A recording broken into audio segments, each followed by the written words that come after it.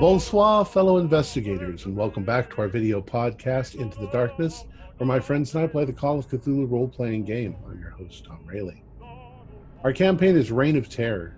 It was developed by Mark Morrison and is available on the Chaosium website.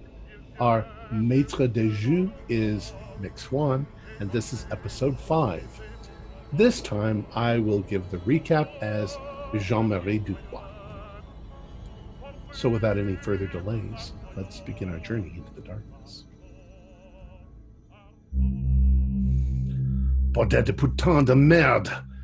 Here I am crawling around under the rose bushes while two men search for us. One has a fucking pitchfork. If I am caught, I will have to lie and pretend I am a common thief in order to protect the secrecy of our mission. Putain.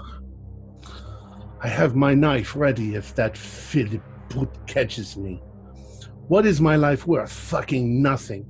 I have given everything to the Royal Army, and what do I get out of it? The promise of a home and happiness? My wife is dead, and my home is in the barracks. And as for happiness, putain de merde, what is that? Life is shit. Our mission is to infiltrate Chateau de Fenelic and find out how we might incriminate the Comte. He is a dangerous man who walks far too close to the royal family. Captain Malon and Dr. Rigaud have made it very clear to us that we are not to get caught. We spent considerable time observing the chateau and surmised that tonight the coast was clear. We climbed the garden wall and made our way through the fucking rose bushes, only to find that a party was underway. Has no one respect for the death of the Dauphin? Michel Beaumont noted the strange luxuriousness of the fucking roses and suggested that the Comte was burying his enemies beneath them. If we get caught, is that what will happen to us? Despite the danger, we made our way carefully to the chateau. The Comte's tastes are bizarre in the extreme. His gardens have fountains of red wine that smell of blood, with grotesque statuary. The man is depraved. His servants, or so we have been told, are likewise unpleasant, and generally hated and feared in the surrounding town of Poissy. Eugène and Beaumont are with me, and I'm pushing them ahead. If anyone is going to get caught, it's me. My life is shit, and I will be glad when it is over. But there is still a small chance we can get out of this. So, go, quickly, quietly. These assholes are getting close.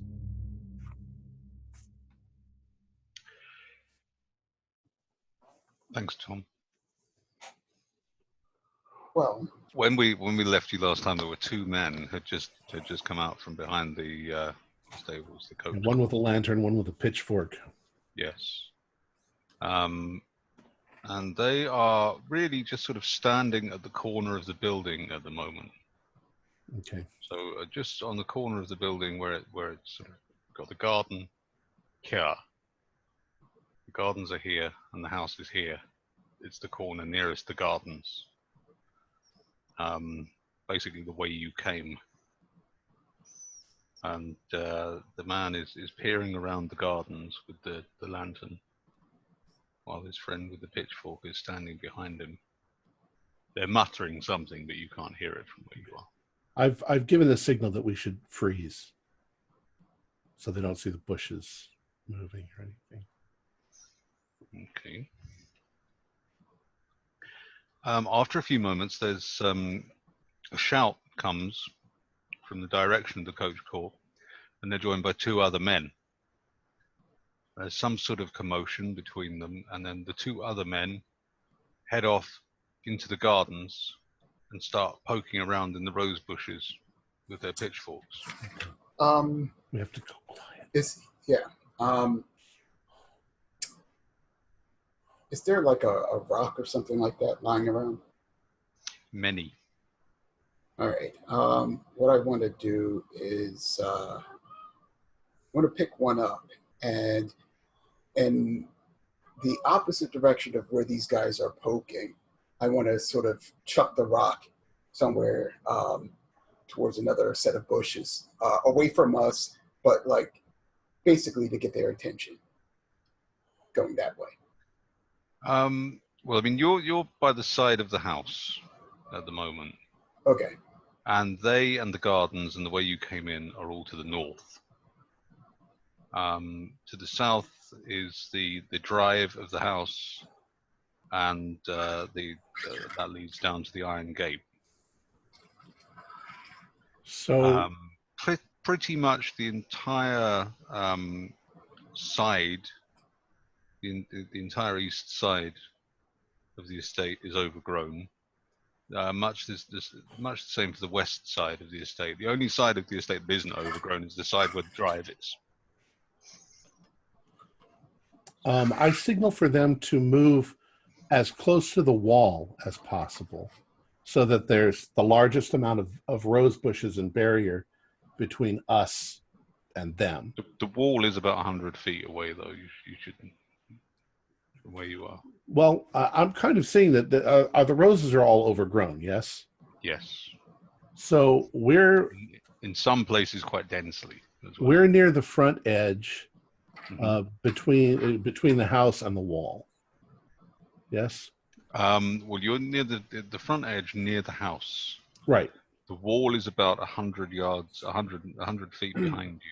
All right. So I'm suggesting that we move away from the men towards the wall, because once we're near the wall, it's far less likely that they're going to notice us moving around the perimeter of the wall to get to where we can get back over. Oh, sorry, I'm wrong there. I've misread the scale on this. It's more like about 400 feet behind you. Wow. Well, then we just need to get to where the overgrowth is denser. So that our movements, I'm trying to get to a place where our movements will be less noticed or not noticed at all. We're going to crawl on our hands and knees under the... You said there were like 2 of them, right? There are now 4. 4? Yep. 4? And they're all together, right? 2 of them have split up and are going around the 4 smaller gardens, poking the bushes with pitchforks. They're only armed with the pitchforks. Mm-hmm. How far away are they with the pitchforks from our position now? They're about... Oh no, they're quite a way away from you. They're about 40 feet away, 40 feet away. Okay. Well, let's. You know what? Let's do this, because we're in the bushes, and they're poking around on the outskirts. Does it look like they're moving further into the... Like, let's say we're in the bushes. Do they look like they're pushing forward as they're poking, or are they sort of just doing sort of a perimeter? They look like they're sort of heading sort of easterly. They don't know anything is out here. Okay, they're just suspecting, and then they're just kind of... Okay. So basically what I'll say... I'll follow your lead, but why don't we just stay still and remain hidden and let them pass by us, basically. And as soon as they're gone, then we can continue to move. Any sudden movement from us will draw their attention. But if we're hidden... If you can move farther away quietly, do so. Because if we let them get close to us and then we move, we're more likely to be seen. Well, what I was saying here is if they do get close to us and we're hidden and we make no sudden movements, they may just continue to walk on by.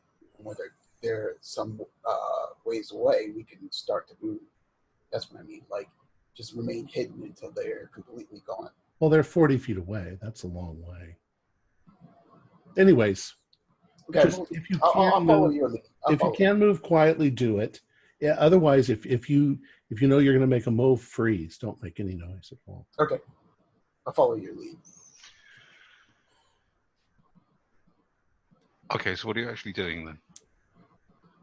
We're using stealth. Okay. But we're in a position where stealth is working really well, I think. Mick, can I ask? Can me and Etienne hear the men, the pitchforks, kind of wandering around? Can we hear what's going on? I don't know. Make listen rolls. Can't they probably see the lanterns?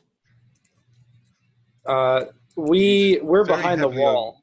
Yeah, it's very heavily overgrown, and there are already lights from the house. Ah. So whether they'd be able to put it in context, even if they could see it, it's difficult. Let's see. I got a 64. My listen is a 55. I did not hear it. Okay. I failed as well. God damn it, Etienne. Your hearing fucks us again. My what? Your hearing fucks us again.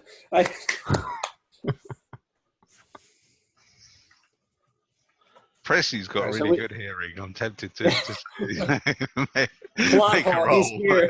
from Jesse the just inn. starts walking up. What are you guys doing? He's in his I can hear this shit all the way from the center of town. So the character from Baron Munchausen. Bertold. No, he was the fast runner. If we can't hear anything, then I'm going to assume that nothing's wrong. We're just waiting until they're beginning to come up the ropes. Yes, you are in blissful ignorance at this point. Sure. Okay. Given that the distance between you and them is 40 feet, I'm not going to make you roll for a stealth roll. I think you're able, moving slowly and cautiously, you're able to keep quiet enough that they're not going to hear you. Okay. However, from time to time, you have an opportunity to just glance back when you encounter a hole in the undergrowth through which you can see the light. And you do notice that the four of them have now spread out to the undergrowth to the east of the gardens, which is to the north of your position. And they are poking the bushes. And slowly, cautiously, they're coming in the same direction that you're going. No, we have to get there first.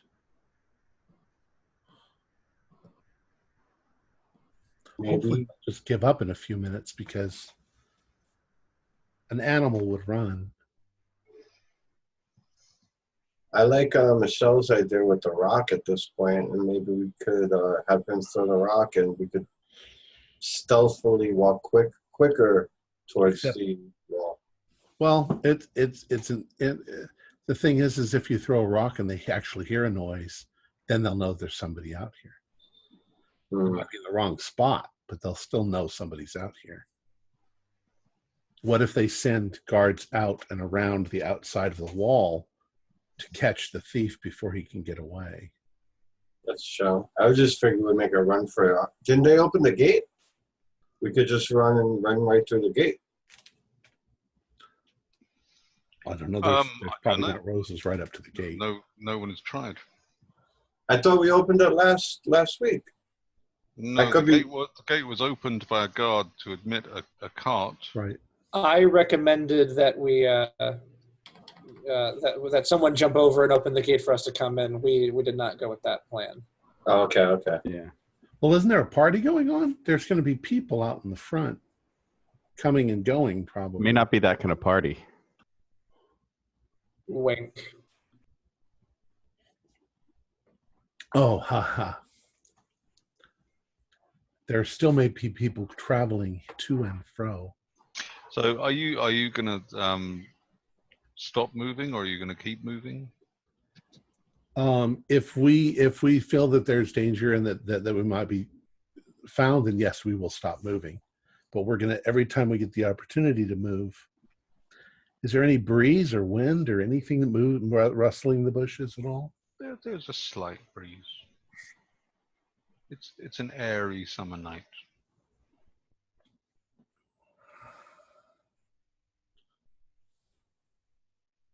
You're hampered somewhat by the presence of the moon, but in the dense undergrowth where you are, it makes very little difference. Right.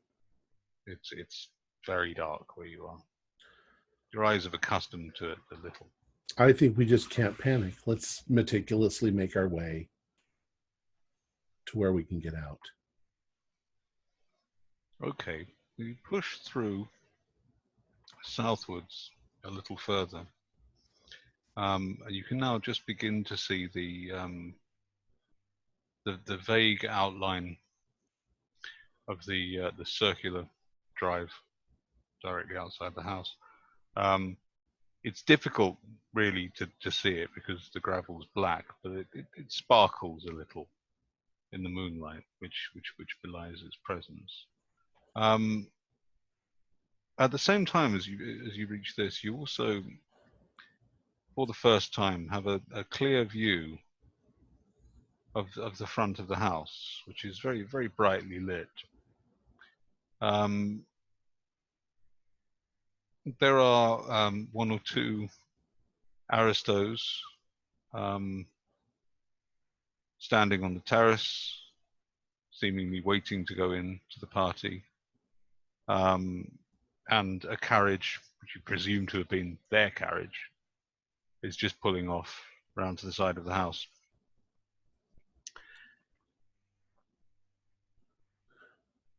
I'd like you all to make a spot hidden roll, please.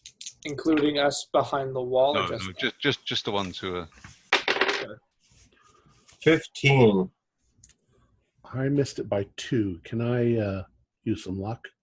I got 100, so I didn't spot it. I'm 1 point away from extreme. Are you also the one with the spyglass? Yes. Ah, that's good. We can say you've used the spyglass then if you've got don't put a score. There you are. That'll do. There's no need to use, like one of you's got it, so fine. I'm not sure you're going to want to see it, but you may remember when you looked through the window of what appeared to be a ballroom, you saw there was something going on with something shrouded in what looked like white linen, Right. in the hall.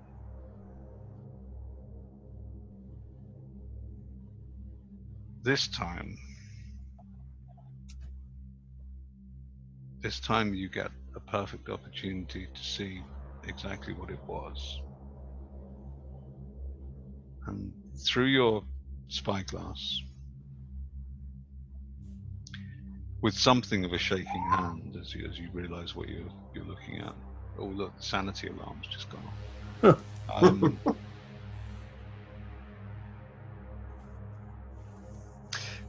At first, you take it to be someone dressed as a bishop. But as you steady your hand and look a little closer, it becomes clear that this is someone dressed as the Pope.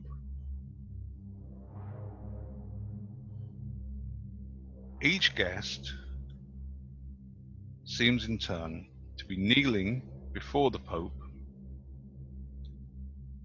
kissing the ring on his finger, bowing, and then walking past, presumably into the party.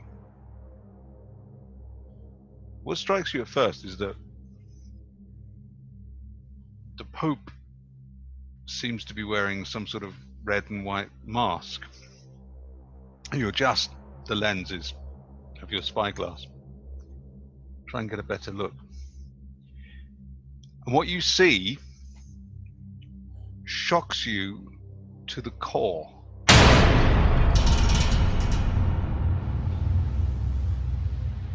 This Pope, this figure of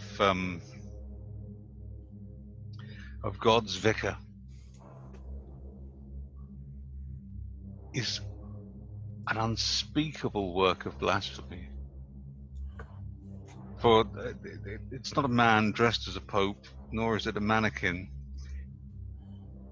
It appears, for God's sake, you hope you're wrong, but it appears to be a skinned, preserved cadaver. I think they're referred to as an écorche. These things were very popular in the exhibitions in Paris some years ago. But there's something about this, the way that people are prostrating themselves before it, kissing it, adoring it. Something about it just turns your stomach. I'd like you, therefore, to make a sanity roll, please.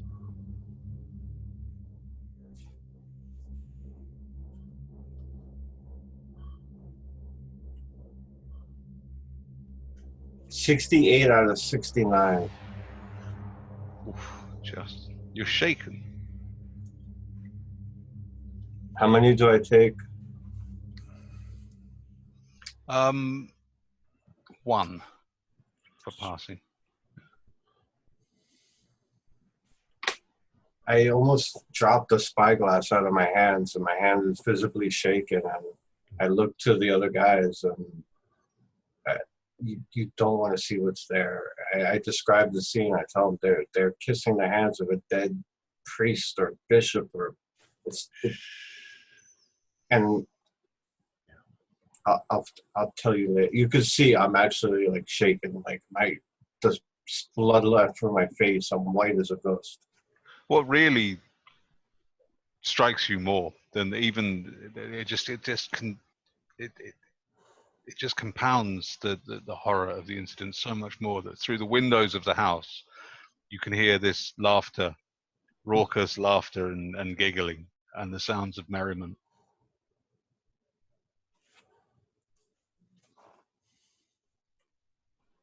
It's just a disgusting, unholy, and I kind of like mumbling to myself at this point. We need to put this all into a report. So we continue to move forward quietly. Okay. I very quietly asked the others, I said, do you think that we can, if carriages are coming in to drop people off and then they're going back out the gate, is it possible in the shadow to jump up, grab a hold of the carriage and just go out with the carriage without anybody seeing us? Maybe one person, but the weight of 3 men on the back of a carriage, the driver would surely know. Oh, I'm thinking one per carriage. I assume there's other carriages coming. All right. Well, that's the question. Is there traffic coming in and out like that? Do we see carriages pulling in and pulling out? Other than the one carriage pulling in, you're not seeing anything going out. Okay. All right, so scrap that idea. Are there any guards at the? Well, I would imagine there are guards there, but how many guards would be at the front gate? Might just be a doorman. I am very sneaky. Do you want me to just sneak to the wall, climb over, run around the front, and start yelling and run into the woods? And I'll meet you back at the. What if we were? If it's only one gateman? I mean, if we could sneak up behind him, why don't we just? Because we're not supposed to let anyone know that anything is going on. Well, apparently we kind of botched that. No, they don't know that there's anything there. They heard a noise. They heard a noise. It could have been anything. Could have been a cat.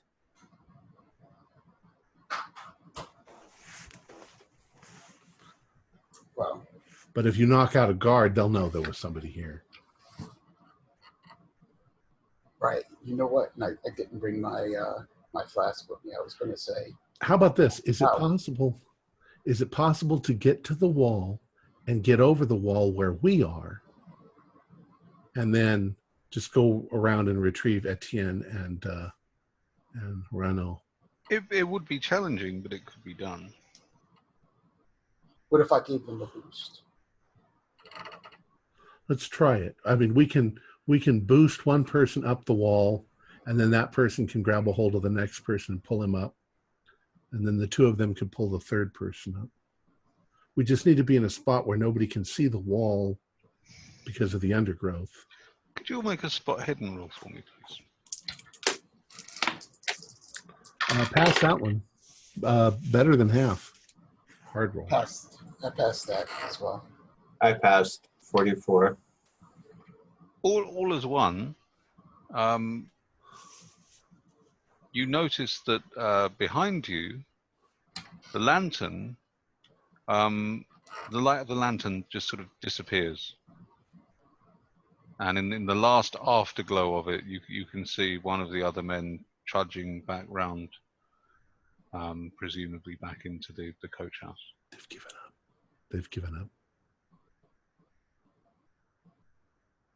Now we just have to be quiet and get out of here. Yeah. Come on, guys. Time to steal a pope. Let's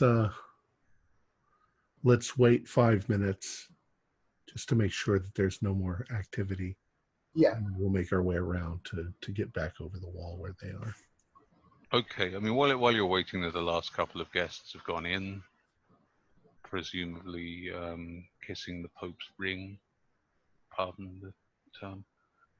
And so actually now there's no one outside the house. But in the quiet of the air, you can, from the left-hand windows of the front ground floor of the house, which are open, you could hear a bit more sort of giggling and laughter and merrymaking. And make a listen roll for me. 59. Oh, I missed it by 4 feet. I failed that. 16 out of 35, so that's a hard.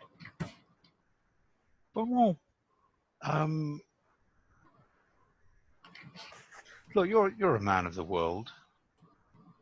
You've been around the block a bit. You know these sounds, and this is the sound of a horsewhip thwacking against something, followed by a burst of jeers and giggles and titters, and then another thwack, and then another burst of merriment. And this seems to be coming from that window on the left of the building.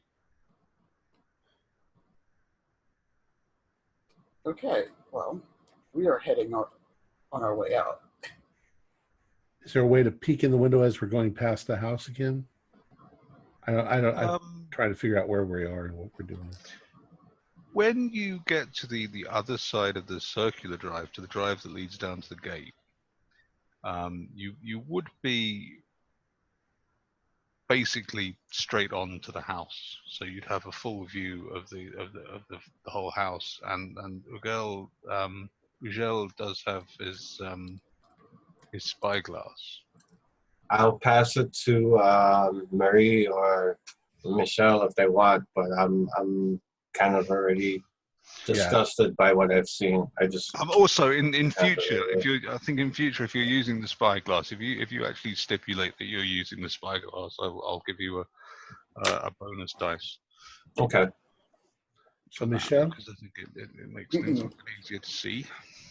Whoever wants it, I hand it to them. All right. If you're not going to take it, I'll take it.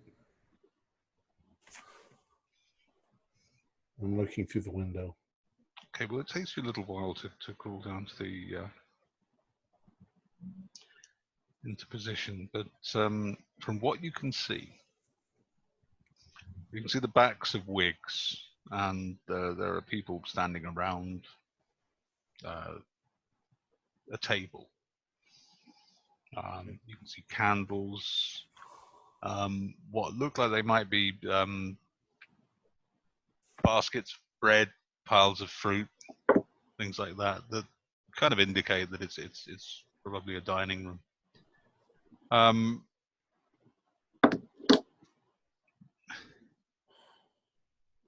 But in the middle, and you can just about make this out. I mean, you have to really sort of, you're catching glimpses of this because there are people milling around in front of the windows. So it's difficult to make out first. But there seems to be a woman wearing a very nice red dress, kneeling on all fours on the table, while someone in what looks very much like the king's ermine-trimmed cloak is whipping her backside. Well, I say her backside, but actually, now that you think about it, as you get a slightly better view of the woman's face, the woman is a man, and the man, dressed as the king, appears to be a young woman. And, well, strangest thing, but make an education roll for me. All right. I don't have much education. Oh, I got 21 out of 40. Got enough education. There's something very familiar about that red dress and that particular wig. It's a very tall wig, very large, very opulent, and you rack your brain for a little while, and you think, no, I've seen that before. Where was it? Where did I see that before? And at once it comes to you that when you visited Versailles, there were a number of portraits about the place. And presumably, because of her own vanity, many of them were of Marie Antoinette. And you remember very clearly that one of these portraits showed Marie Antoinette wearing that wig and that dress. But this man is most certainly not Marie Antoinette, nor is the woman astride him. Oh, dear. Let's get the fuck out of here.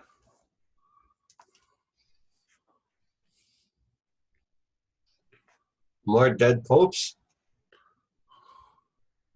Worse. Depravity on a scale I have never even imagined. So, I grabbed those. Let's go. I grab the spyglass back and tuck it, and let's go. The fucking rich, the fucking aristos. What the fuck the things they Make another listen roll for me, please. Nope. I failed. That's a 3. All I can hear is the blood rushing in my ears. I got a 3. So. Well, man, you're sort of watching over Dupois' shoulder, and you can't really see much. You can just see people milling around in a room at a distance. You're not getting the benefit of using the spyglass, but you can hear them. You can hear that thwacking, and the shrieking and the laughing. And then just as notably, it stops very abruptly. Both the whipping, the laughter, the merriment, everything stops. And as they say, silence is deafening. For the first time, you realize there are no insects. There's no chirping and chirping in the night or buzzing anywhere in this garden. Everything is quiet. And there seems to be movement going on in the room. Shadows are passing in front of the windows. I mouth to the other two. I'm like, let's go. Let's get out of here. Quickly, quietly.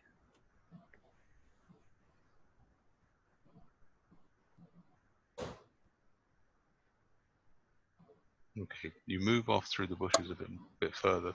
Behind you, you can hear this incredible row kicking up. Shouting and howling coming from the dining room, and almost like the sound of a brawl.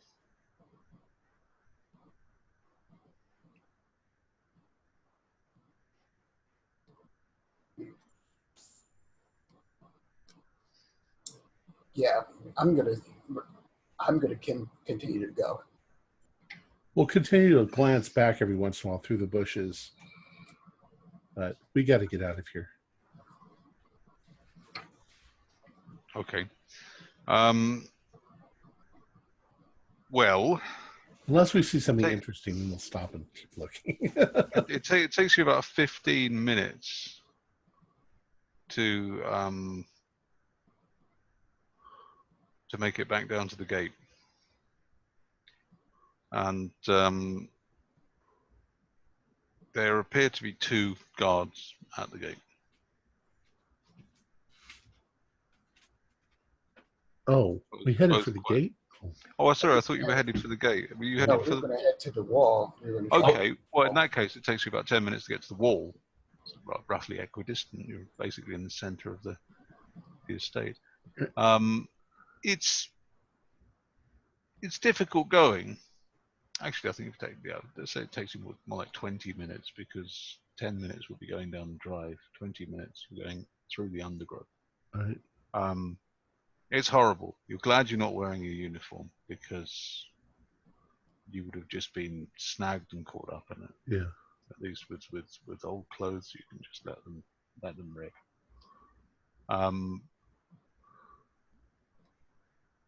It is really, as you push through, it's really quite horrible. There's a lot of rotting vegetation. No one has really attended to this probably for decades, and it's very overgrown. There are a mixture of live brambles and then dead pieces of thorns from previous years. Sure.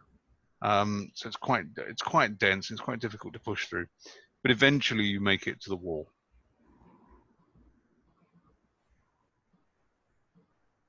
All right. And there's a sort of 3 or 4 foot area between the undergrowth and the wall, where it looks like it's been purposely cleared, presumably for the purposes of patrol.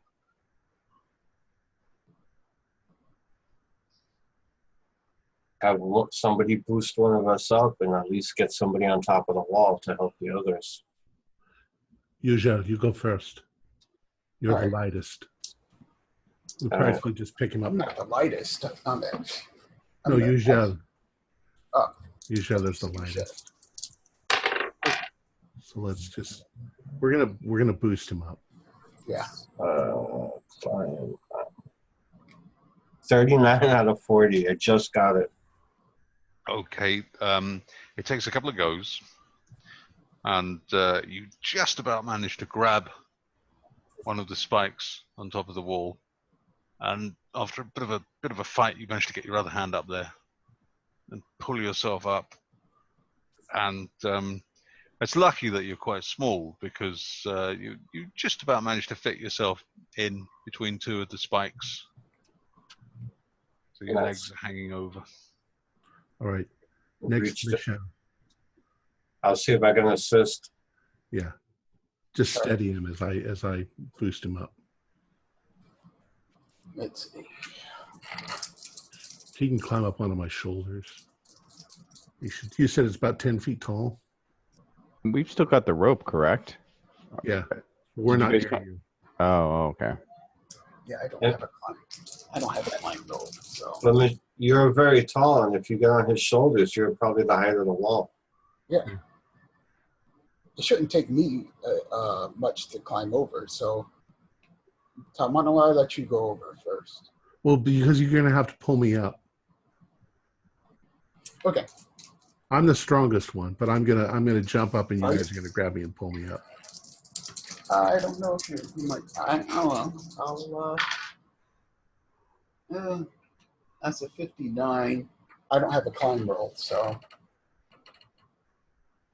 Well, there's not Well, much I'm climb. going to say that you do manage to get up there because you've got one person above you trying to help you, and then you've got another Okay. person below you pushing you up. Okay. So it's quite a heavily assisted. All right. And you're very tall in the first place. Right.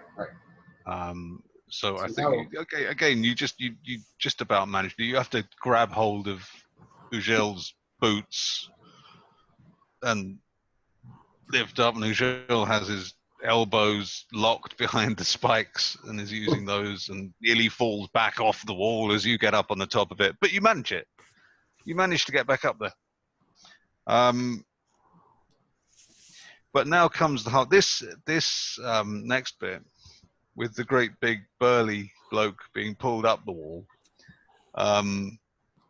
If this was a kung fu film, this would be the comedy bit. This would be the I can't quite make it. But I have just getting out by the skin of your teeth. Okay. Well, But this isn't a kung fu film, so make a climb roll. I'm gonna sort of leap, and they're gonna grab my hands. 13. Oh, nice. Yeah, my climb is actually only 20. So. Yeah. Well, each of them grabs one of your hands. Yeah.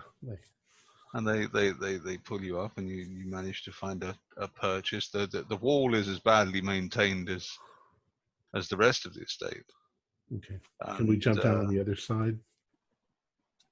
Yes. I'll need jump rolls from your wall. And I got a 12. A 13 and a 12. 27, I passed. I got a 3. All right, so we jump down. Well, you all jump off, and Baman does a sort of somersault and lands on his feet.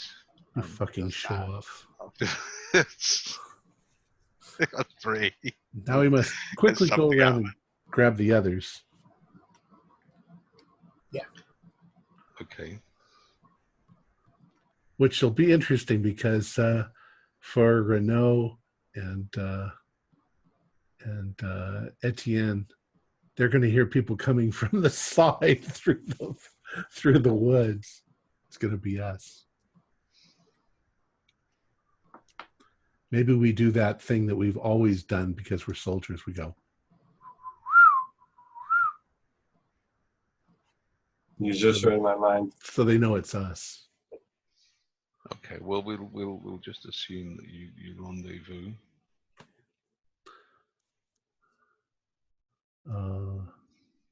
And then we say, allons oui. And we go back to the, now Renault's in charge, so.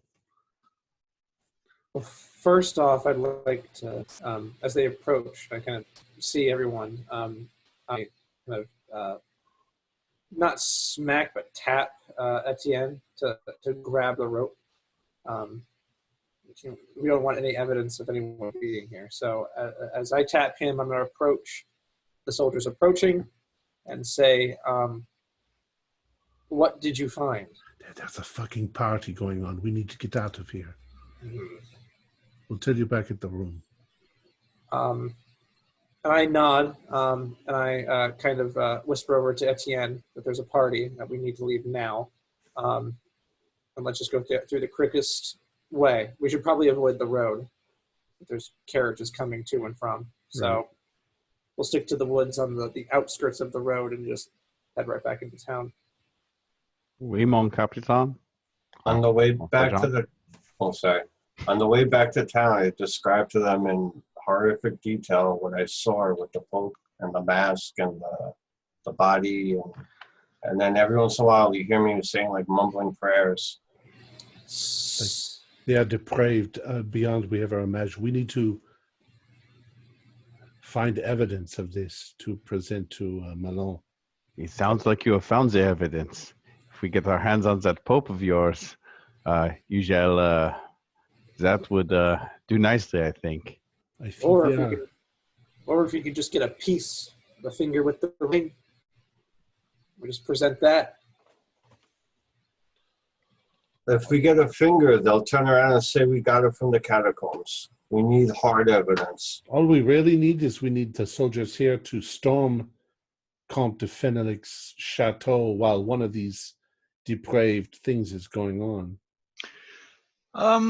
Sergeant Renault, do you make an Yes. intelligence roll for me, please? I can, if you really want me to. I'm a dummy, though, so let's find out. Actually, I got a 10. Apparently, I'm not that fucking stupid today. I'm so glad we did not take Babon.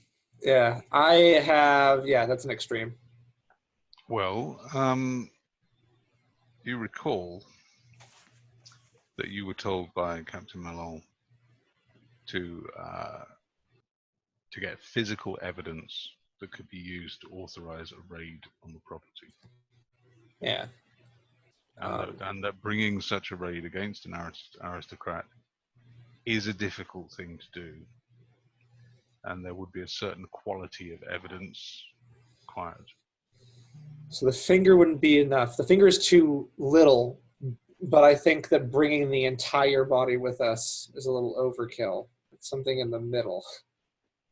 Sergeant, I have never gone against orders yet, but I want to just burn that place to the ground. Screw the orders, screw the evidence, just burn it. Well, if you think, Joseph, that if we have the evidence, then it won't just be us burning down the place. It'll be a whole battalion. Well, on the strength of the account that the three men have given you, the one thing that strikes you really as being most incriminating so far is the idea of the man dressed as Marie Antoinette. Yeah, I was thinking that too, because it was like,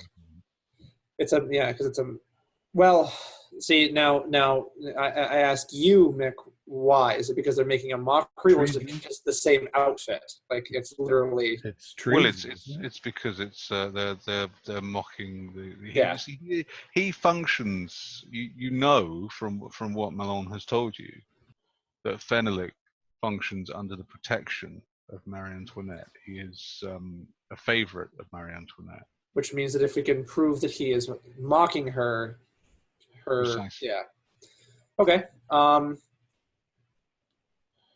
Okay. Would I need to do an intelligence roll to know that if we were to obtain these items, because we can't take a picture, if we were to obtain the items... Real fast oil painting. Yeah. Fastest portrait painter in France.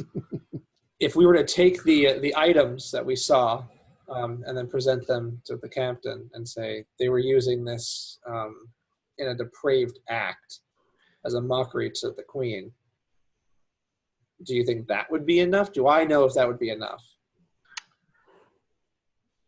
Yes. You feel that would be the sort of proof that Malone was asking for. Okay, well, I like how a wig and a dress will do, but not the finger of a pope or the blood.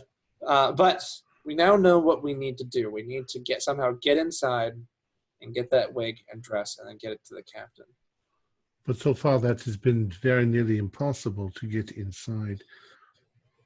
Well, you guys have been, you three were the closest to get to the house and come back. And we damn near got caught. So did you see any way, any entrance, any hole that we could penetrate through to get inside? Well, we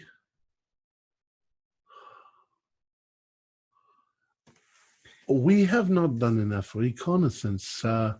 We did not expect there to be a party. That completely surprised us. We still did what we could, but the Dauphin has just died. Why are there people here? They are mocking the Dauphin. They are mocking the king and his queen. Not to mention the fountains we saw. Of course, if you are a depraved beast, I think now is the time to celebrate. So, in its own Well, horrible way, it makes sense. To be honest, I would almost think that having a party at this period in time, with the Dovan having just been, is treason itself. Well, word may not have reached. No, we are quite a ways from Paris.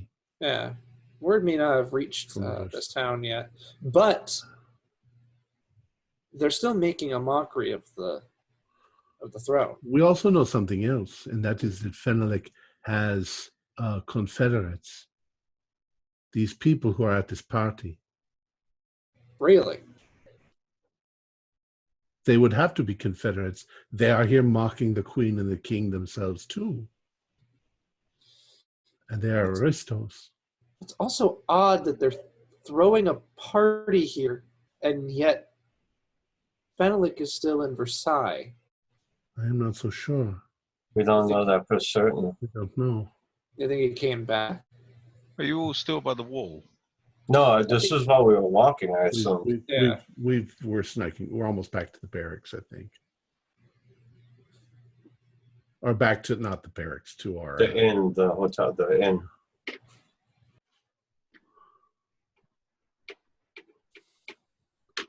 When we get to the inn also, I want to grab some herbal tea for Pressy to see if his stomach's feeling better.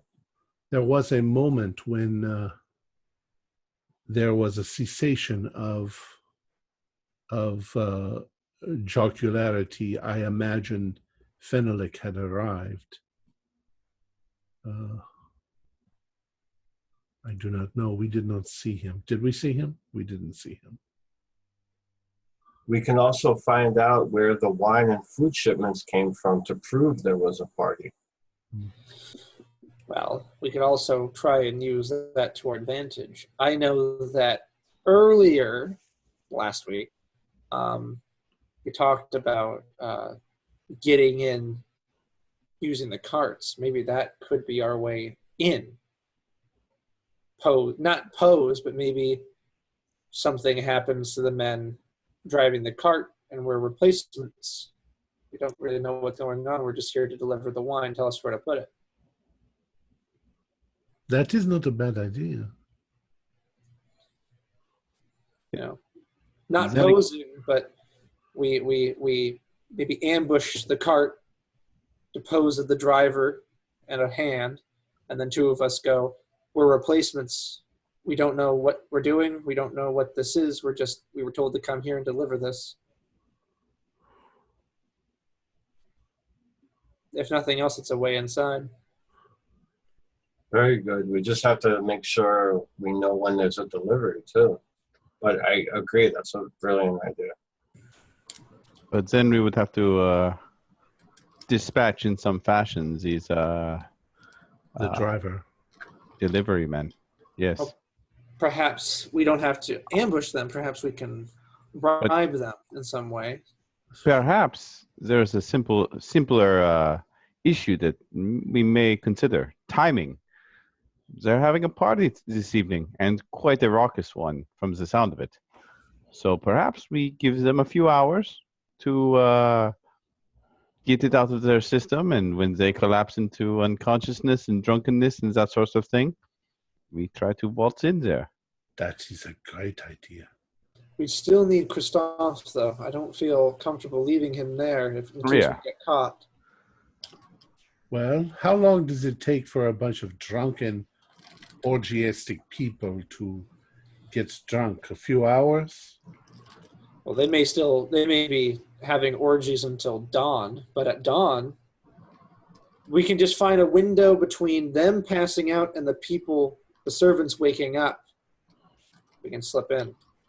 Because the servants will be up by dawn, but the party may go on until dawn. The servants are up now. I'm sure they're serving everyone. 3 or 4 a.m. maybe. Once everybody is passed out, then They'll pass out. Yeah. That is my thought. That's a point. That's a good point, Dupas. Let's check on Pressy. Yes, let's go. So we go Okay, back to the inn. Back at the inn. There's no one around at all, actually. The innkeeper is dozing in a chair in front of the fire. Barely even wakes up when you come in. You go back up to your room. There you find Pressy sitting up in bed. Are you finished, huh?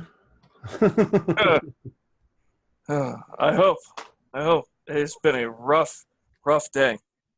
Your clothes. Did you fight with cats? You're all torn up. No, nothing at all happened to us. Ah. Yes, we will tell you the whole story. Yeah? Do you have any wine? I need a drink. Yes.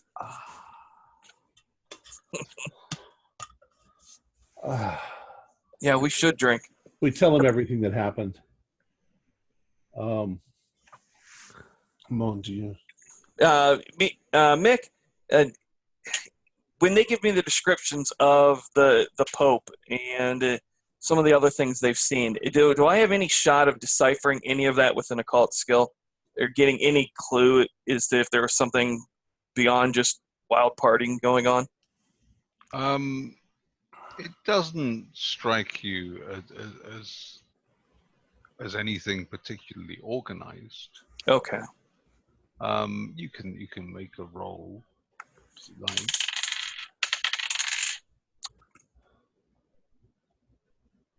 No, I rolled a 67. I've got a 30% chance on that. No, it just sounds like they are. Sounds like they're being sick and taking the Lord in vain. It sounds like the things that the rich people do. Do you think that there's any symbolism behind the kissing of the dead skinned Pope's ring?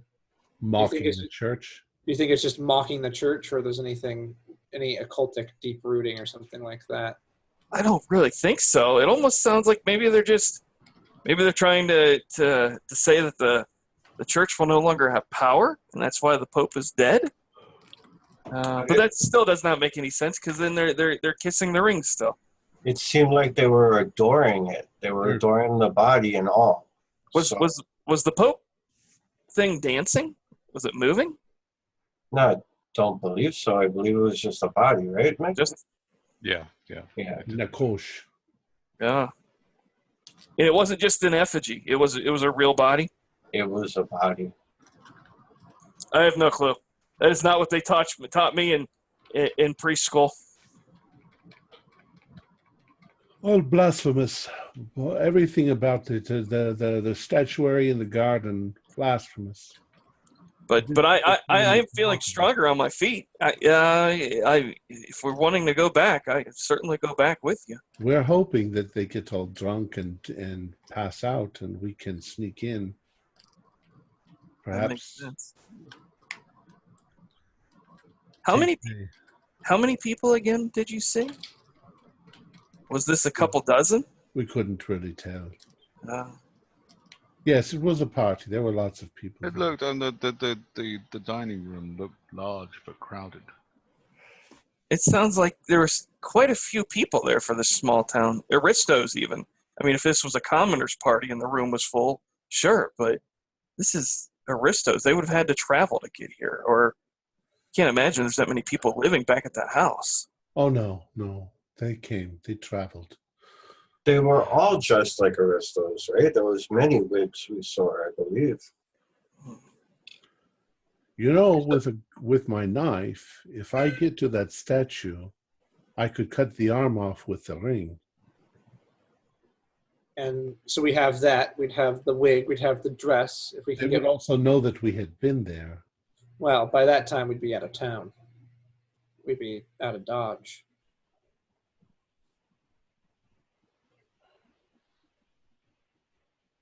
Hopefully. Are you suggesting that we get these things and leave tonight?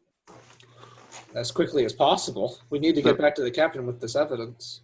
If we're doing that, we should have the horses close by, out of earshot if they whinny, but jump on the horse and ride straight to them the rest of the night and the morning.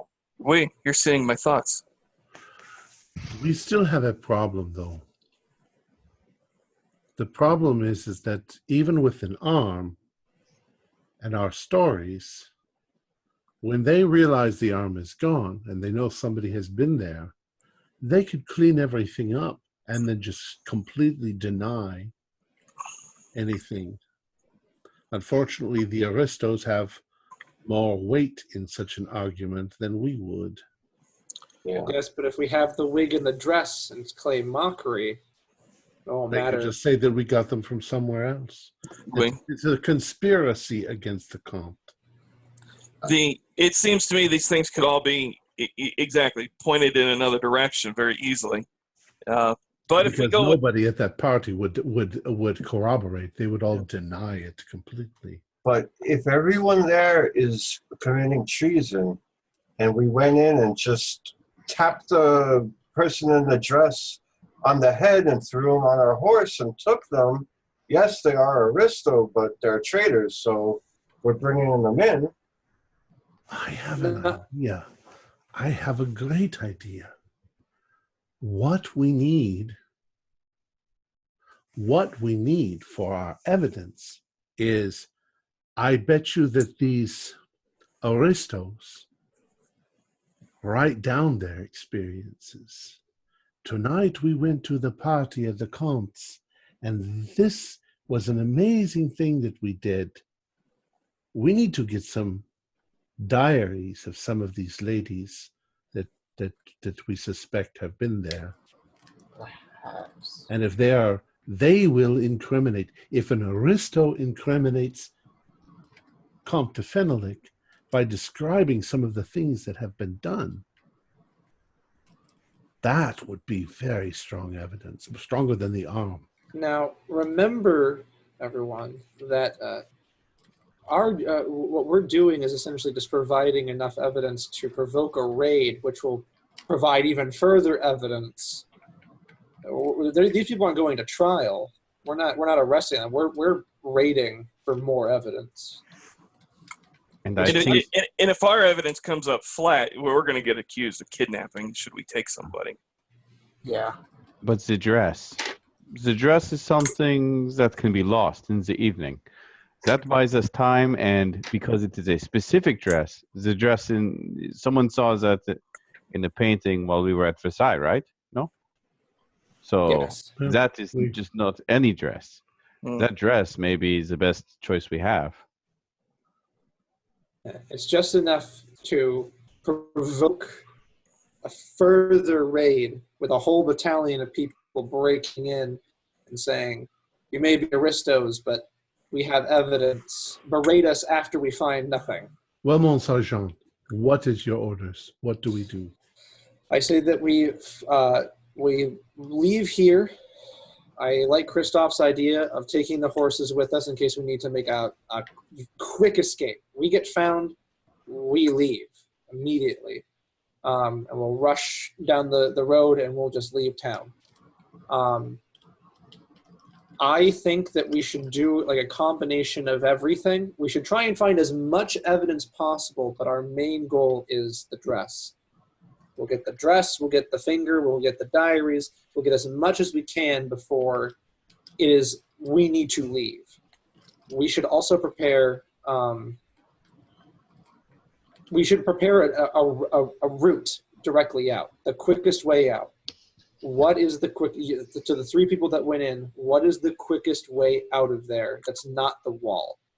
You're going to have to run through the brush to get to the wall and then climb over the wall and then jump over the wall if someone's chasing you. So what's the quickest way out? I don't think anyone can chase us into the brambles, into the roses. Mm-hmm. Once we are in the roses, we are able to get all the way to the wall and up and over. We've already done it now. I'm just afraid of them shooting you. Well, there's a chance they could shoot us. But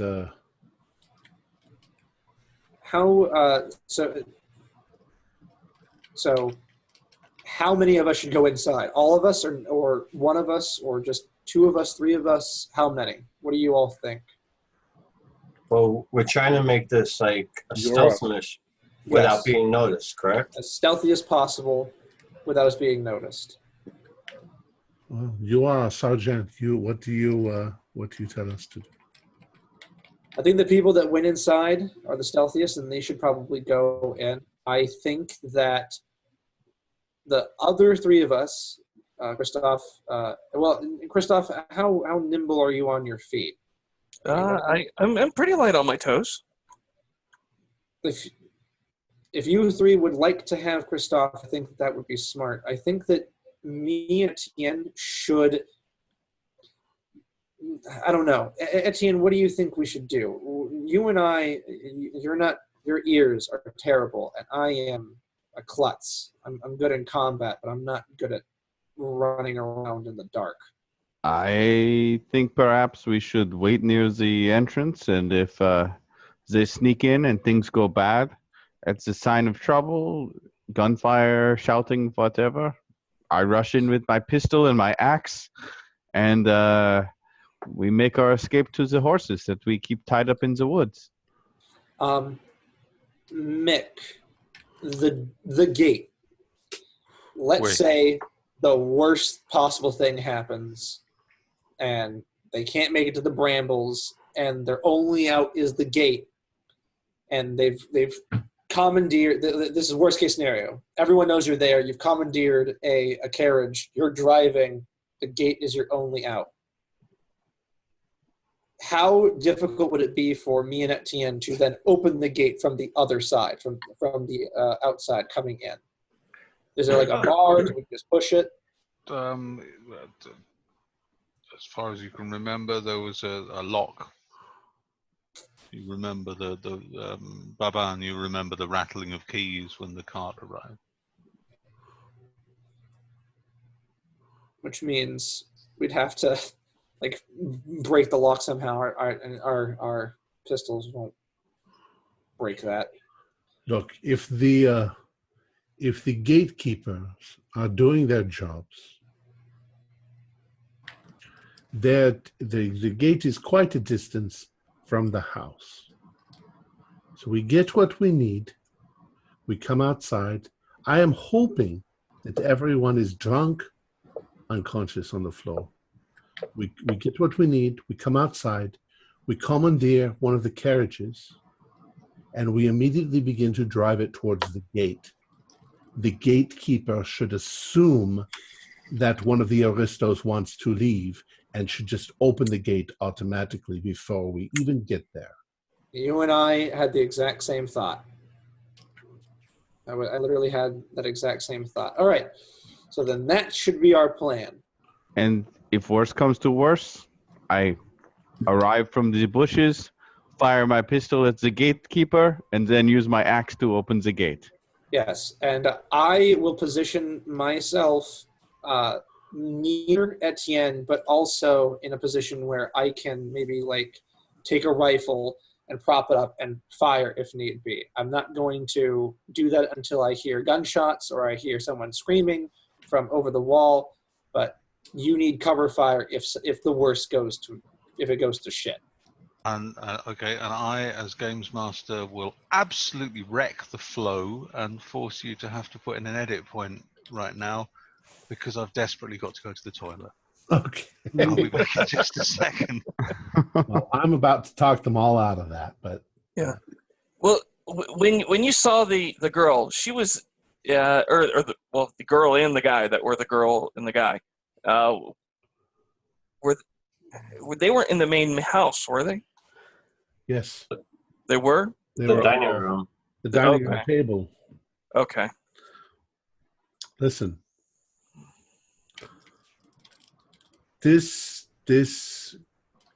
We are all being far too loyal to one another in our friendship and our camaraderie. This is a dangerous mission. I don't think that there should be any gunfire, even if we are captured, because that will tell them that something is going. If I am captured, if we are captured, we will pretend to be thieves. They may kill us, they may torture us, but we will not let them know that we are part of the royal army or that we have been sent by Captain Malone.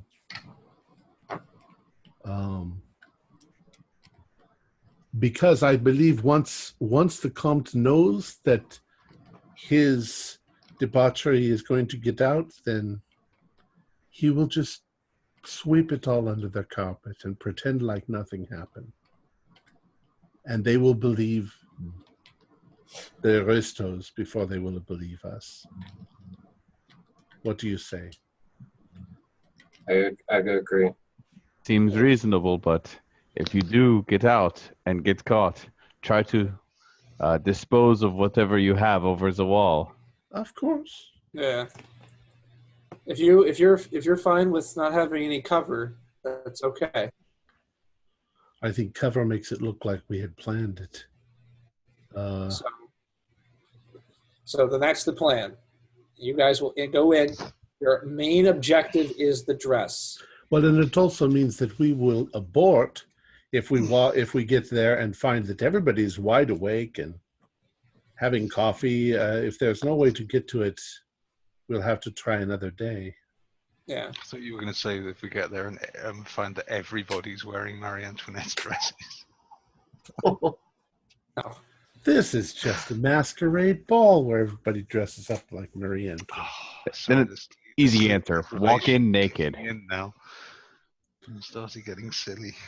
There's also, another, if we are lucky and we get in there and everybody is passed out, we can always grab some of the clothes of the aristos and pretend to simply be drunken aristos walking out the gate.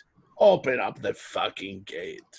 Well, and I think that it's a great idea. And then one of you should, if possible, incapacitate a driver and put on the valet uniform. That way you can literally ride the cart, the guard walks over, looks inside, Dupois goes, open the gate, and then they let us through. They let you guys through. Hopefully he won't even look at us. He'll just open the gate when he sees the cart coming. So why wouldn't he? So that's the plan. You guys are going to go in, get the dress, get whatever else you can, the ring, the finger, and the arm, the diaries, whatever you can. You'll probably find a lot more inside than through the windows. I put my hands on Beaumont's shoulder and I say, I really don't want to go back into that fucking place.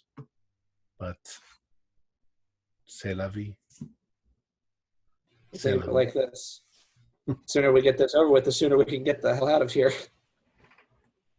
Get all of our stuff ready to go. Well, yeah. Let's do that right now. We should. Waiting. Yeah, let's do that. And we'll do that now. Load up the horses so that way the carriage literally comes through. Just leave the carriage there. Get on the horses. We'll go. Yeah. Yeah. At the very hopefully they'll just think that there was some thieves there. Mm-hmm. Hopefully they'll think that it was the servants that were swiping stuff while they were all passed out. Hopefully. All right. Well, now that we have that plan, so Dupois, Joseph, Christophe, and Michelle will go over the wall. Me and Etienne will prepare a hasty escape if needed. And Babon, if they get captured, we need to then get on the horses and ride as quickly as we can to Paris and Versailles to get Captain Malone, because they have seized 4 members of the Royal Army. Let's make this a little easier on ourselves. Can we, now that we know what we're facing, can we take the rope that we have and make it more accommodating? Make a loop on the top of it that can go over a hook, tie knots in it so that we have something to pull ourselves up with. Yeah. And when we go up and over, we can just pull it to the other side so we can do the same in the reverse. We can actually tie loops into the rope every so many feet, so you could easily just grab into a loop or stick your foot into a loop to... I mean, it's still not easy, but it's much easier than trying to grab a knot or a bare rope. Right. Yeah. Also, are we going to be bringing our rifles or pistols? They are a government issue. No. No. So You get caught. You get caught. Bring a So- knife. Bring a knife. I have my knives. I just make sure we leave our firearms on the horses. That way there's no evidence of a soldier. Tonight we are brigands. Mm-hmm. Dupois, We. would you make an intelligence roll for me, please? I got a 90. Okay. Unless I turn it upside down, then it's a 6. A 6. But Beaumont, would you make an intelligence roll for me, please?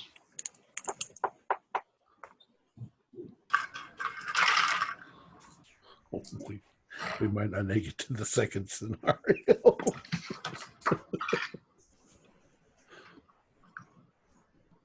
62. Oh, 70. Okay. So, it occurs to me that based on what we've observed while we were there, I think the best mode of entering would be the west wall. That was the wall that we went over originally, right? No, you went over the north wall originally. Okay. But you went over in the sort of northeast corner. Yeah. So I think we could do that. The other thing too, I was wondering, we only have one spyglass among us, right? Or did we all pack them? Like, are we all issued spyglasses? No, they're probably extremely expensive. No, When we asked, they said they would give us rope and a spyglass. Okay. All right. I think the best thing to do is to approach the west, as well as using the spyglass to observe to see who's out and about. Find out if there are any guards patrolling. We're assuming that everybody's going to get drunk and fall asleep or whatever. We want to make sure that happens. And then we can move in.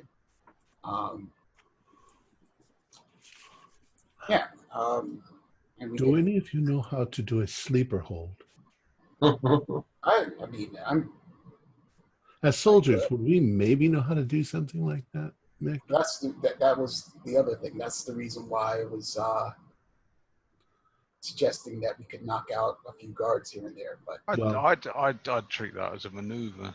Yeah. Okay, I was just thinking we could bring some alcohol with us.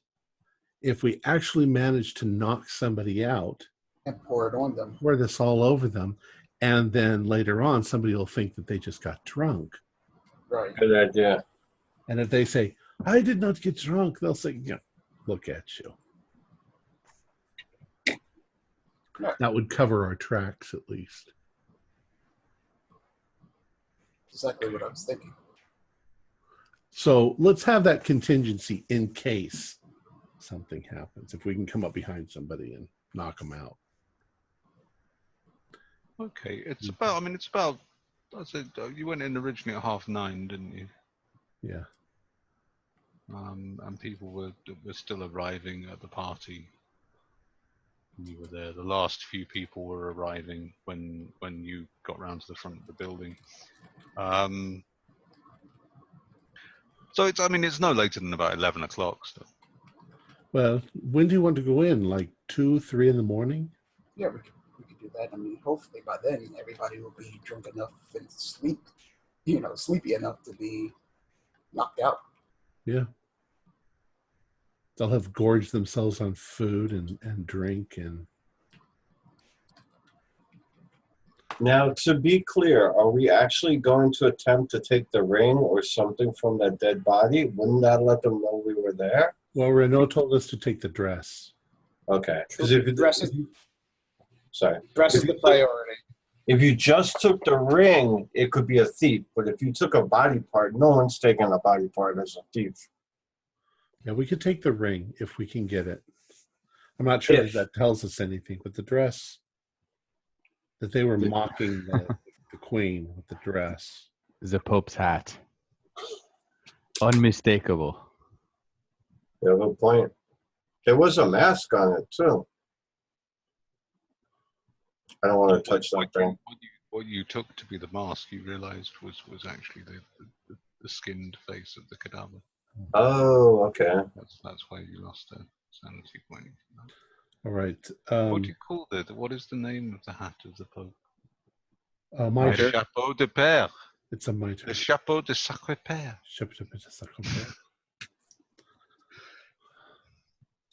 Well, let's The Sleep pointy hat. let's take only something that they might think that in their drunken debauchery they just misplaced or lost. Or The ring seems so significant. If you take that, that's likely to create a lot more follow-up than the dress going missing. All right. That's why I asked. I just wanted to make sure we're clear before we're inside, and I'm like, I think the dress, especially because it's definitely Marie Antoinette's dress. There's no way that we could have gotten Marie Antoinette's dress, right. unless it was here. We certainly didn't go into her bedroom and take her dress. And that will back up the evidence on the handkerchief that they already have. Right. All right. Let's do this thing. Let's go.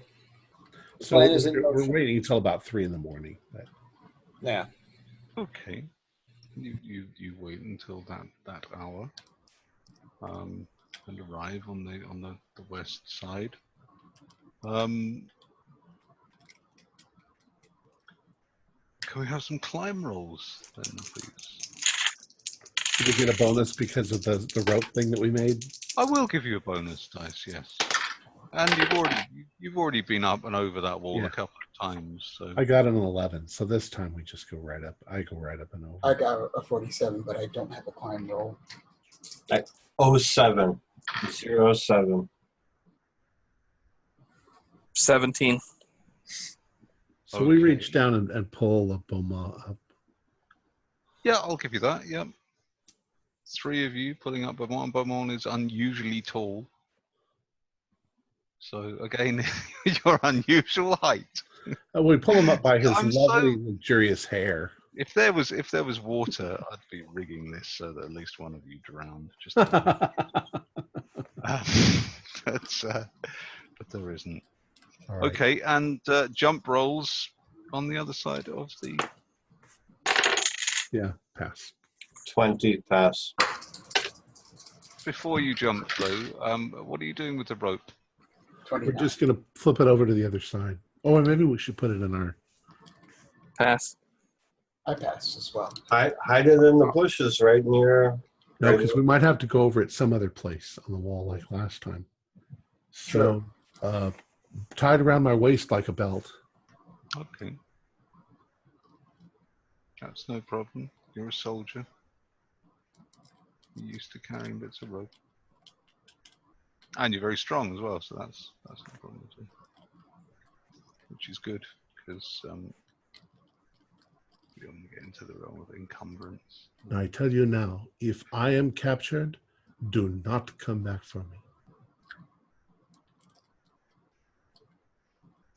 Okay, once in the garden again, it seems eerily calm. Are there still lights in the house, or There are still lights in the house, yes.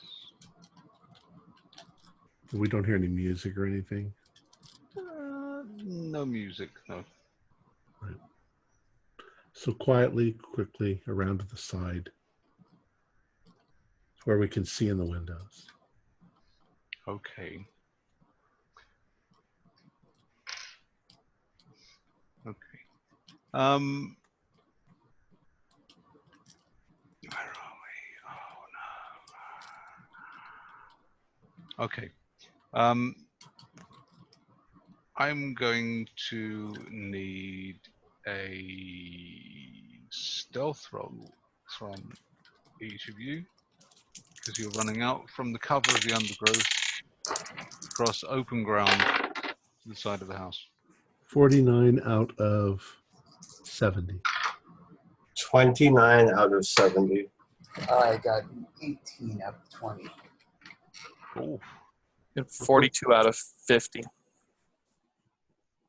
nice. Okay. You all confidently, just about, make it over to the side of the house. Now, this puts you on the west side of the dining room, which previously you looked in through the south side. The dining room itself is completely empty, but a mess. The dining room table is at an odd angle. The chairs are thrown all over the place. There's trampled food, broken wine glasses, and there are spots of blood both on the table and on the floor beside it. Is that wine? No? What you do spot, however, in amongst all this mess, and also quite bloodied, is the wig the man was wearing. But not dress, no? No dress, just the wig. Now, do we think that it's a copy of the one that she wears or the actual one? Because they'd be extremely expensive. Well, you're a soldier in the Royal Army. Your knowledge of wig making is perhaps not absolute. Right, okay. I'm going to guess that it may be one of Marie Antoinette's wigs, actual wigs. If it is not one of her wigs, it would be a fair assumption to say that it is made in the style of one of her wigs, and she has a very distinct style. Okay.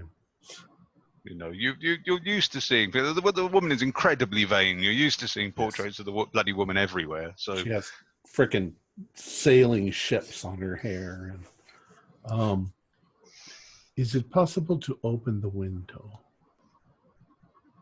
well, one of the windows is Yes. open. I want to do a listen roll. Go ahead. 29. What's my listen? 55. Can't hear anything. No, I mean there's the occasional bump and sound from over the other side of the house. Okay. Now, is that the room that had the Pope in it also, or no? That was a separate room. The this is next door to that room. The room in which the Pope was the sort of the central foyer. Now, are the windows connected? Can we just walk a little down and look into that window? From where you are in the dining room, you're on the southwest corner of the dining room. You can see a pair of doors on the other side of the dining room, on the east wall of the dining room, that presumably lead through to the foyer, but you can't see beyond that. Okay. Should we go and gesture for us to see if one of us or both of us should climb in? Keep one out here as watch. I'm seriously thinking about climbing in, quickly going over and getting the whip and climbing back out again as stealthily as possible. But if you want to move farther down to see if you can see the Pope's ring, while I do this, so I'm just like, and I, as stealthily as possible, slip through the window, and I'm going to.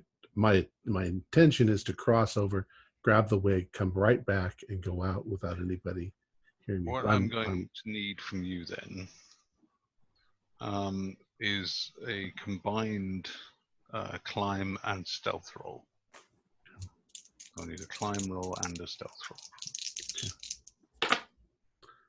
roll. Climb roll is 57. That's not a pass. No. Okay, make a stealth roll. My stealth, however, I got a 40 out of 70. Okay. You can't quite manage to get a purchase to climb through the window. It's a very oddly shaped windowsill. But you fail to do so in a reasonably stealthy manner. Okay. Can they like push me up? Like the hand thing. Yes. Okay. If Okay. someone gives you a boost, I'll let you I'll push him up. push the climb roll for that. Okay. I'll push you up. That passed the climb roll. Okay. I got 19. I won't make you roll another stealth roll. That would be Okay. unfair. Okay. Well, you are in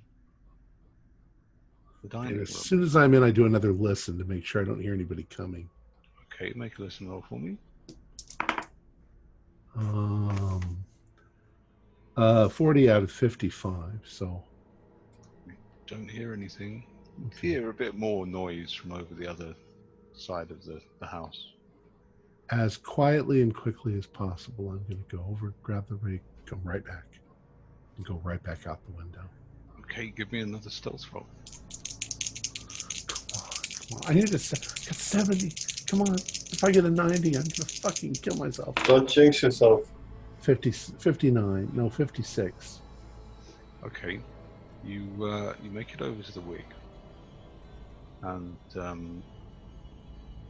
pick it up, noticing as you do so that the blood on it is still it's fresh. It's still damp. Yeah. You turn and head back towards the window, and I will need another stealth roll to get back to the window.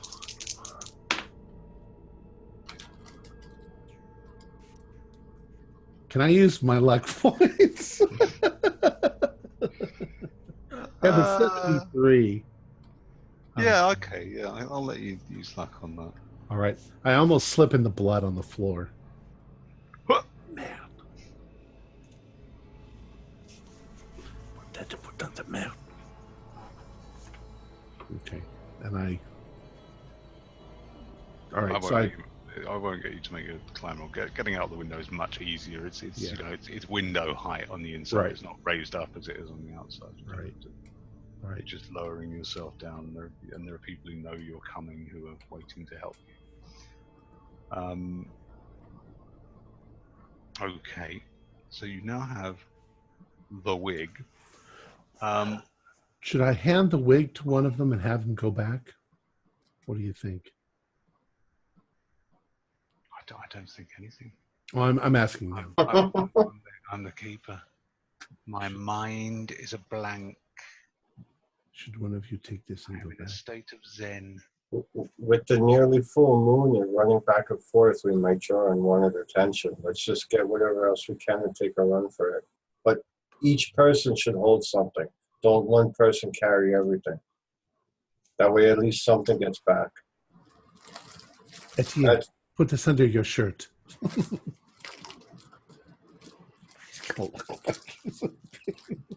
Pregnant.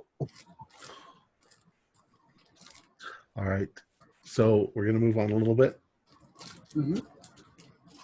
See if we can see a glimpse of the red dress or the Pope's ring or something. Okay. Everyone give me another stealth roll. 26. 59. 45 out of 50.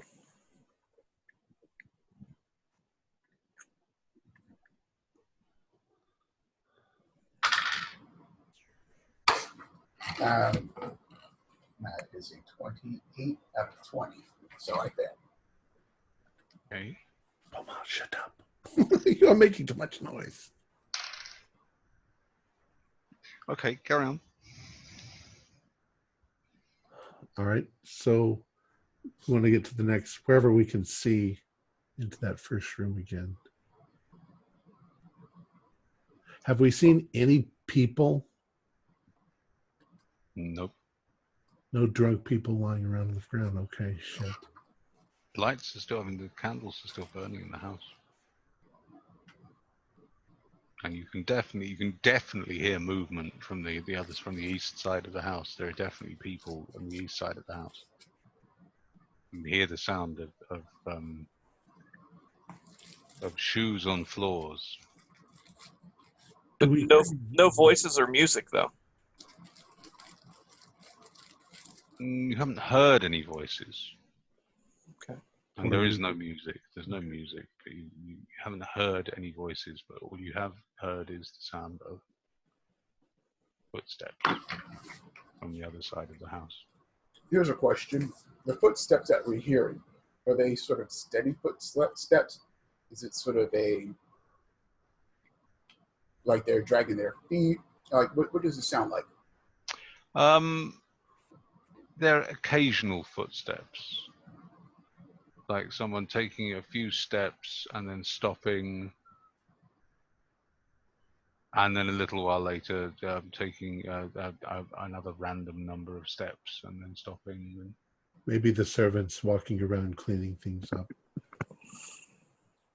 Okay. Well, we have one piece of evidence. It's pretty strong. We're going to spend only about 15 more minutes seeing if we can locate something.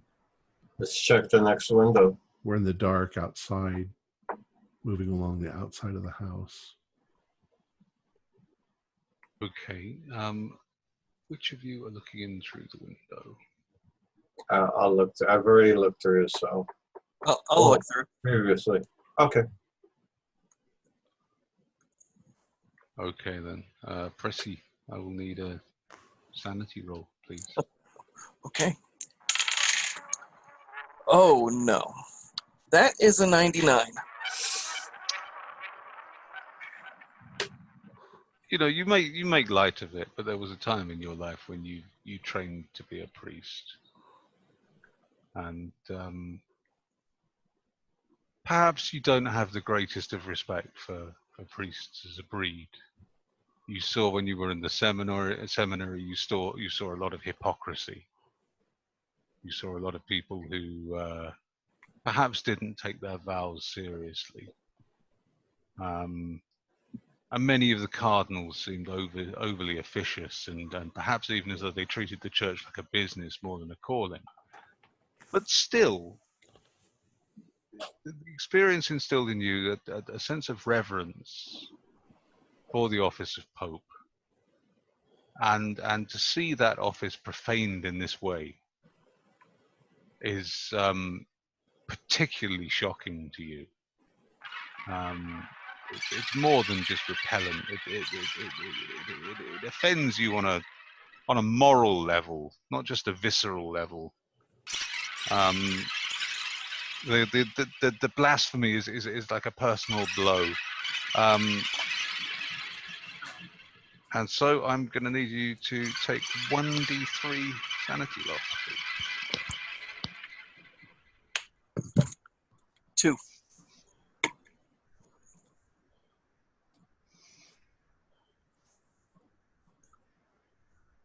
Okay, what's your next step? You're quaking.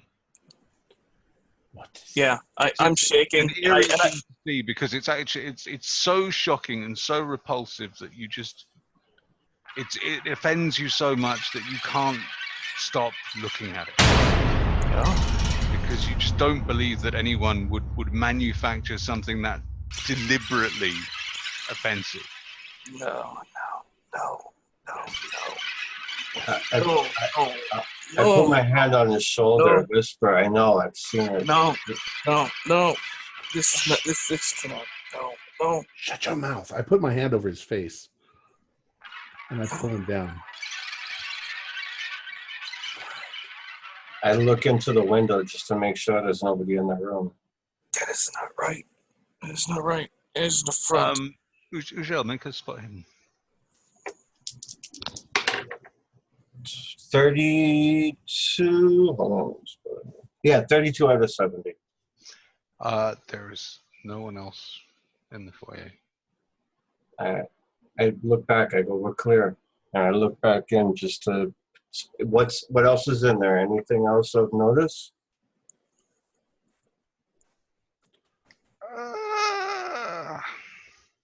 Well, it's a very beautiful hall. It's sort of Italianate, I suppose you'd say. There are nice arches, but there's very little in there. A few chairs around the edges. But the Pope. Oh, sorry. Tables with vases and things on them. But the centerpiece is this image of this skinless Pope, who is in the position of offering one hand, the ringed hand, and sort of slightly inclining his head downwards as if to gaze on the person kneeling in front of him. It's like kind of mummified, like a mummified body. It is a preserved, flayed figure. Are you familiar, out of game, are you familiar with the work of Gunther von Hagens? No. He's a chap who takes medically donated cadavers and removes the skin and... I know who you're talking about now, yes. Yeah. I've seen, not in person, but I've seen it. Now, I look at the guys, and I'm like, do we want to take the whole thing and just make off with it? This is damn... Just throwing. Boost me up. All right, so we boost him up. You want to climb and stealth? Climb and stealth, please. Climb, 58 on the climb. Hold on. I failed my climb. So I get a bonus for pushing you up. Yes, I'll give you a bonus dice, yes, because everyone's pushing you up and you're quite light. Alright. 49. Yeah, I made it by 1 point. Okay. And stealth roll? And a stealth roll, please. 49. Twice in a row. Yeah, out of 70, so. Okay. You slide through the window, pausing for a moment. I want to do a listen roll. Okay. I failed that, 97. Yeah, all you can hear is the sound of your heartbeat. Alright, so I'm going to creep over towards the body, and first I want to look at it just to make sure I'm not going to pull it apart. I don't know. I just want to make sure I'm like the position it's in and everything. I don't want to like disturb any of it except for trying to take the ring off. It's not really possible to tell how sturdy it is from just looking at it. Alright, so I'll just very lightly reach out and test it. Not take it, just testing it. It's not what you were expecting. It feels oddly hard, as though it's been coated in some sort of varnish or preservative or something. It's quite hard, smooth. You would expect that by looking at it, you would expect that you'll be able to feel the texture of the muscle, but you can't really. It's now, just a single smooth surface. If I turn the ring, is it turn a little? Does it have give, or is it like cemented, not glued on? The ring moves, yes. Alright, I'm going to attempt to slide it off the finger. Okay. Do you have a sleight of hand skill? Yes, I do. Could you? I have it. I have a 70 in that. Ooh, sweet. 29. Okay. You gently extract the ring from the finger. And I'm like half expecting this thing to jump up at me now. I'm like, look, just slowly backing away. Nothing happens. Alright. So I'm just gonna get to the window. Okay, make another stealth roll to get to the window, please. 40. Okay. Yes, I made it. I saw the 0 roll and I was like, I thought it was gonna be double zeros for a second. Alright. So I'm gonna just climb out. And we catch him. Okay. You managed to get out of the window quite easily. Again, as was required before, it's a normal height window inside, and you're coming out, and people are expecting you, so they're there to let you down. I'm so late they could probably just. I could probably jump into their, not arms, but yeah. What do you want to do? I just kind of flash it like that. And Pressy. Can you make an intelligence roll for me, please? Sure.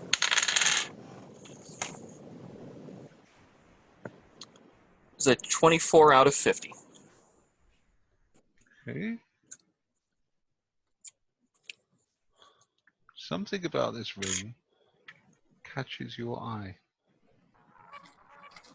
Beyond what I just saw in that room, something is very, very wrong here.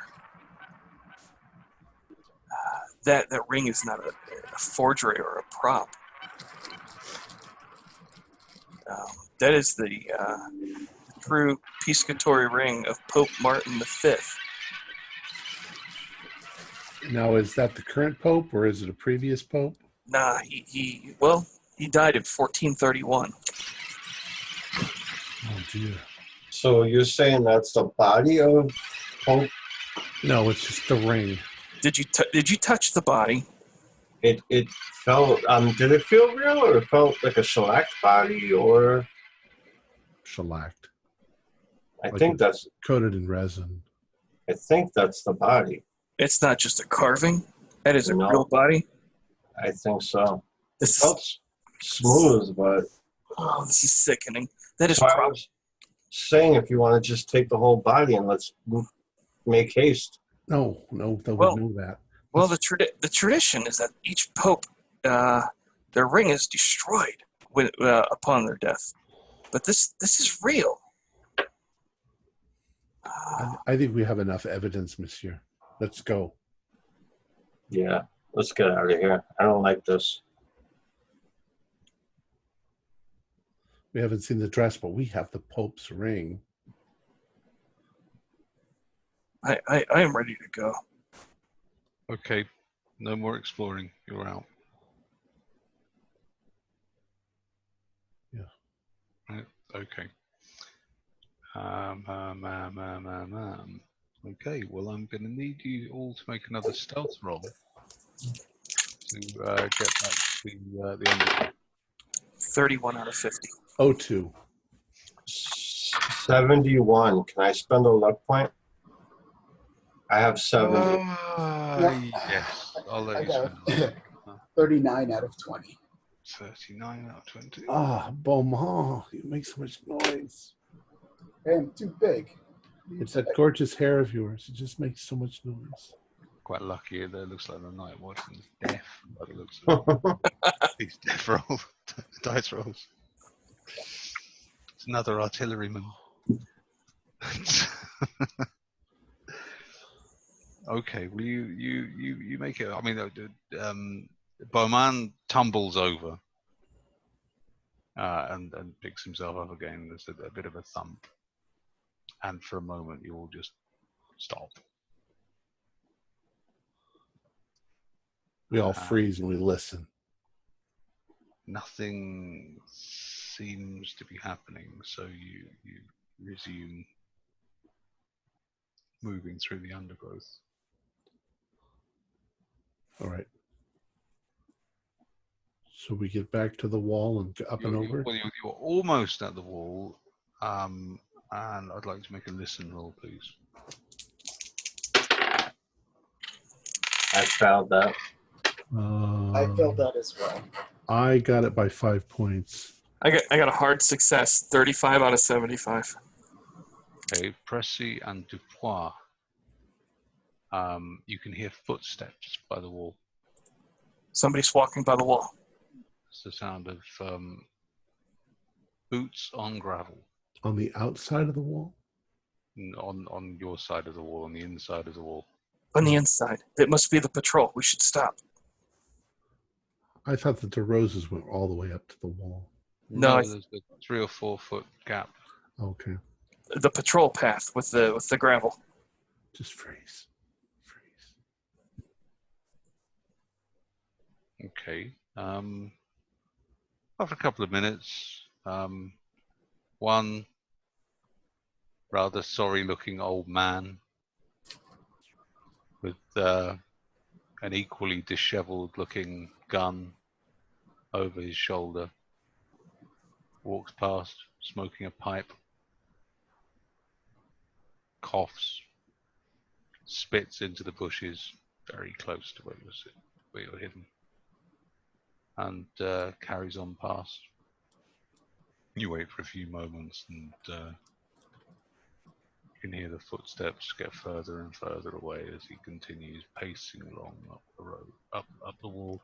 You guess that this is probably a very boring task to be given at 3:30 in the morning, to just wander around in circles in a damp, dark corridor with undergrowth on one side and a big wall on the other. There's only a slight slither of moonlight, even on a brightly lit night like this. It's not a very pleasant environment. Okay. But up and over. Now that he's gone,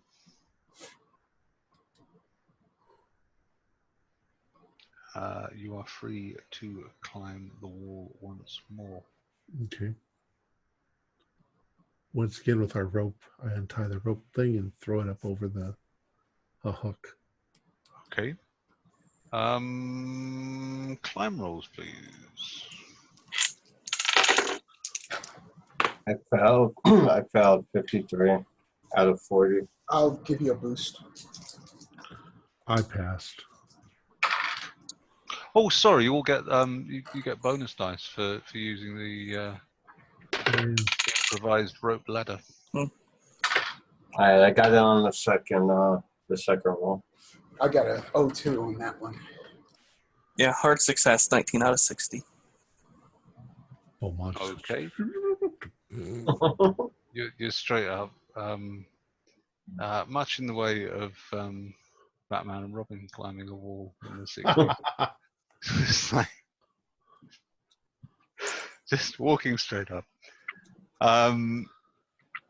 Okay, and I will need jump rolls on the other side, please. 12. I failed 09 on that one. Pass with a 50. 81. Ugel, if you failed, you take 1 point of damage. Careful, Ugel. Careful. Ouch. Don't ouch. Whoa, whoa. All hell breaks loose. No. It's an old man somewhere patrolling the estate who just thought, oh, it's that fox that sounds like someone saying ouch again. Bloody thing. I hate that fox. What does the I'm gonna get you, fox. Don't you worry. Sorry, I'm just creating. The ouch fox. What sort of accent was that? That wasn't even a French accent. That was just me talking like that.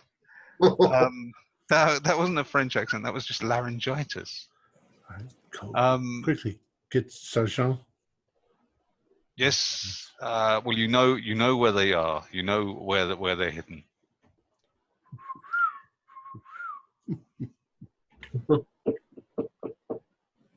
A signal is made. You rendezvous with the others and your horses.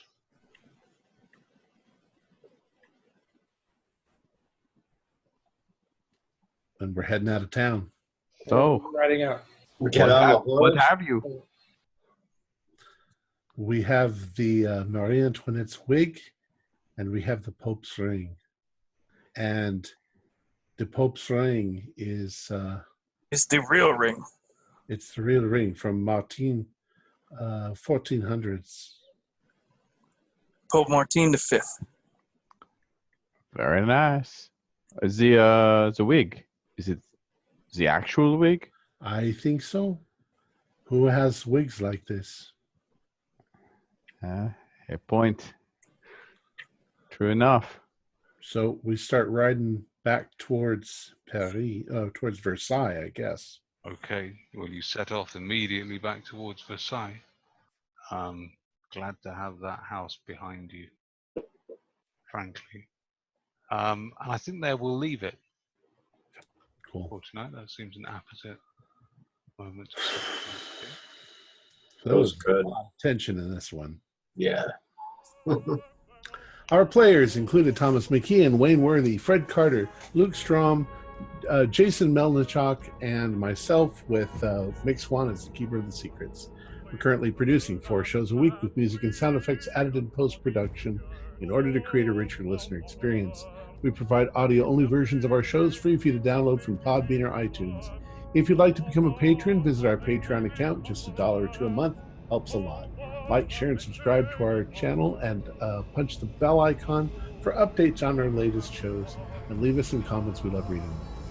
This is Tom Rayleigh, together with all the members of our gaming club, inviting you to journey with us once again into the darkness for another adventure into the universe of H.P. Lovecraft and the Call of Cthulhu role-playing game.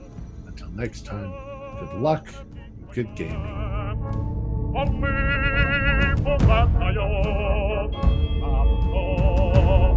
Arco